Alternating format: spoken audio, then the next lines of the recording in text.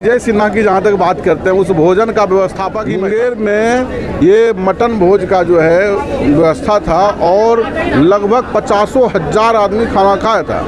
अब उनको दिखने लगे तो उनको तो आँख का ऑपरेशन करा लेना चाहिए कि उसको खा दिखने लगा। और हो सकता है उनको याद आ गया हो कि मटन के रूप में कभी कुत्ता का मांस खा लिया हो, तो वो चीज़ उसके जहन में घूमते, उनको इलाज की ज़रूरत है। और इलाज हमारे साथ झाझा डिजिटल न्यूज़, देखिए हमारे साथ ऐसे शख्स जुड़ रहे हैं जो आज आरजेडी का दिग्गज सेना है, जहां आज चिराग पासवान के संसदीय क्षेत्र में आज भ्रमण कर रहे हैं। आज उनसे जानने की कोशिश करेंगे कि चिराग पासवान से संसदीय क्षेत्र है, इनका 9 साल कार्यकाल हो चुका है, कैसा कार्यकाल आपको चलिए, सबसे पहले तो हम आपको बहुत बहुत धन्यवाद देते हैं, आपके सभी मीडिया के साथियों को। और आप ही कह रहे थे अभी कि चिराग पासवान जी सांसद हैं, यहाँ से लगातार दूसरा टर्म हुआ।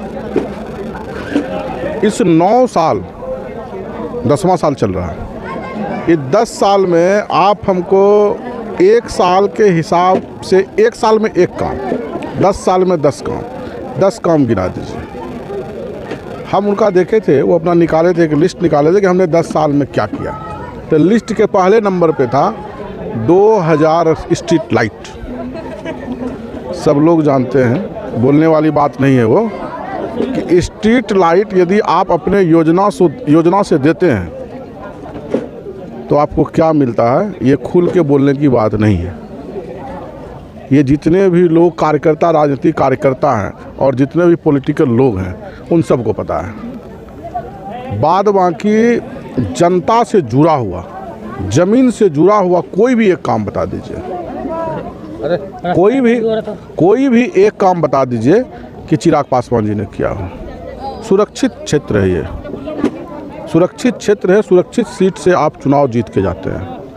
आप ही ने कहा था कि हर उस आदमी, हर वो आदमी जो सुरक्षित एससी में आता है, जो अपने जीवन में खुद नौकरी करता हो या जो मजबूत हो चुका हो, उनको आरक्षण छोड़ देना चाहिए। हमको लगता है सब लोग यहाँ पे जानते होंगे इस बात को, चिराग पासवान के ये बयान को सुने थे ना। तो पूरे भारत में एससी में आपसे ज़्यादा भी कोई मजबूत आदमी है क्या? तो आप ही ऐलान कर ना दीजिए भाई, आप ही ऐलान कर दीजिए कि हमको जो आरक्षण मिल रहा है उसको हम त्याग दिया, चल जाइए जनरल सीट पर लड़ने के लिए।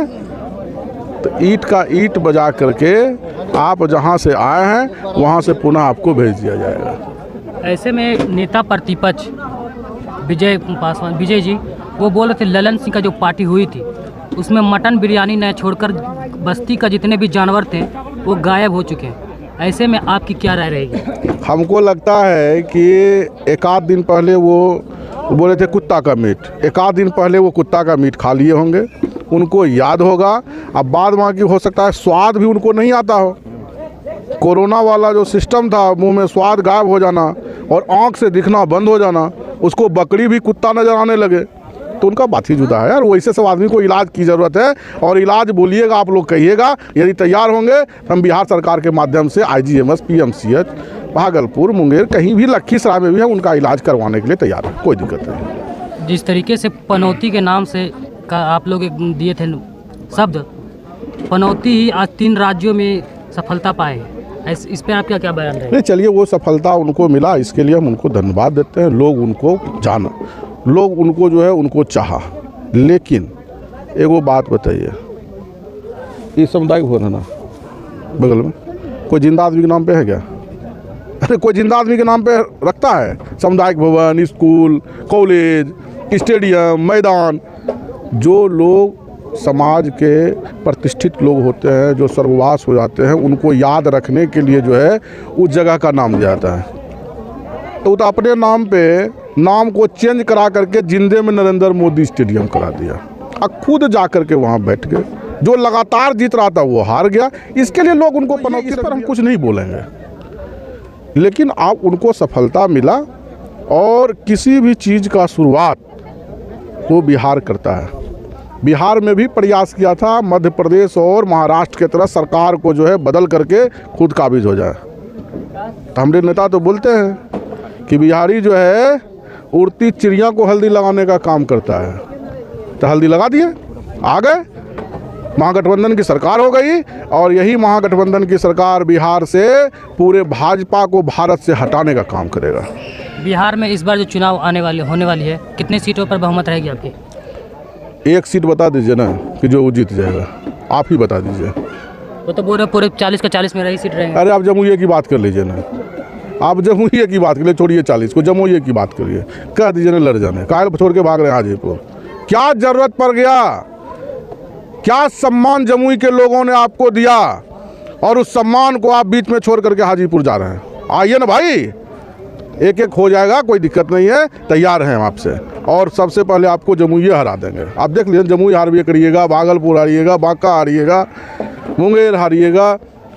एक वो सीट एक आध को नजर आता है पटना के आसपास, वो बड़ी मुश्किल है भाई निकलना। चिराग पासवान को बीजेपी का बजरंग बली बोला जाता है, इस पे क्या कहना चाहेंगे? अब जो आदमी खुद को अपना हनुमान बोले, कौन नहीं जानता है कि हम लोगों के नेता रामविलास पासवान जी, उनके पिताजी थे, उनके साथ ये भाजपा की सरकार ने क्या नहीं किया?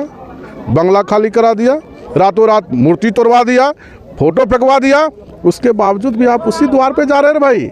अपने सम्मान को तो बचाइए, सम्मान को कम से कम बचाइए, इससे ज़्यादा हम कुछ नहीं करेंगे। आपकी लास्ट सवाल है, आज भीम बाबा भीम साहब के ये थे पूर्ण निर्वाण दिवस से, ऐसे में कई युवाओं जो है मुख्य धारणा से भटक जाते हैं, ऐसे में आपकी क्या रहेगी उनकी राय? हम एक ही चीज़ कहेंगे कि बाबा साहब 6 दिसंबर का दिन जो है वो शोक दिवस के रूप में मनाया जाता है, क्योंकि हम लोग को जो अधिकार के बारे में जानकारी देने का काम जो हुआ, जानकारी जहाँ से मिला, जिस संविधान के तहत हम अपनी आवाज़ को बुलंद कर सकते हैं, उस संविधान के निर्माता हमारे बाबा साहब थे और उनका आज के डेट में जो निधन हुआ था, शोक दिवस के रूप में हम लोग मनाते हैं। और हम लोग को कहते हैं, वो कहे थे कि शिक्षित रहो, शिक्षा वह शेरनी का दूध है, जो पीता वो दहाड़ता है। तो शिक्षित होगा तब ना लोग अपने अधिकार को समझेगा, तब ना दहाड़ेगा, और जब दहाड़ेगा तो सामने वाला जो है कप आने लगेगा। तो हम सभी साथियों से आग्रह करेंगे, भाई शिक्षित होइए